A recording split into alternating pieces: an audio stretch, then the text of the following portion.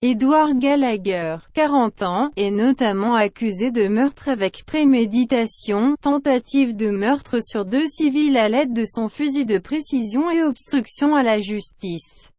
Ce sont des hommes placés sous ses ordres dans une unité des célèbres Navy Seals, commandos d'élite de la marine américaine, se disant horrifiés par les actes de leurs supérieurs qui ont donné l'alerte. Les faits qui lui sont reprochés auraient été commis en 2017 à Mossoul, en Irak.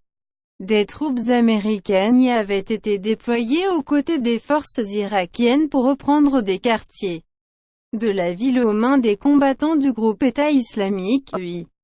Le militaire, qui risque la prison à vie s'il est reconnu coupable, dément toutes les accusations portées contre lui. Ses avocats affirment qu'il a été victime d'une cabale ourdie par des subordonnés souhaitant son départ. D'après des déclarations lues lors d'une audience préliminaire en novembre 2018, certains membres du peloton Alpha, commandé par M.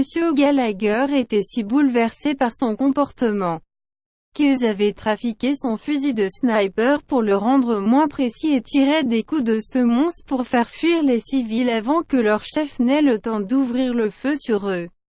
Leur chef se vantait notamment du nombre de gens qu'il avait tués, affirme le rapport d'enquête cité par le New York Times. En mai 2017, les forces irakiennes avaient capturé un combattant ennemi blessé, qui semblait âgé d'environ 15 ans.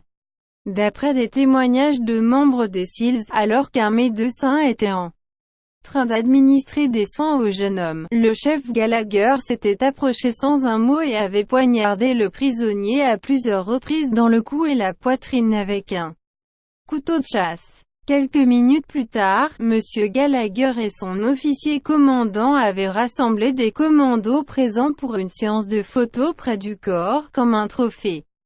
Aux yeux de nombreux Américains, l'accusé reste un héros de guerre et un groupe de parlementaires a fait campagne pour sa remise en liberté, campagne relayée par la chaîne de télévision Fox News, prisée des conservateurs.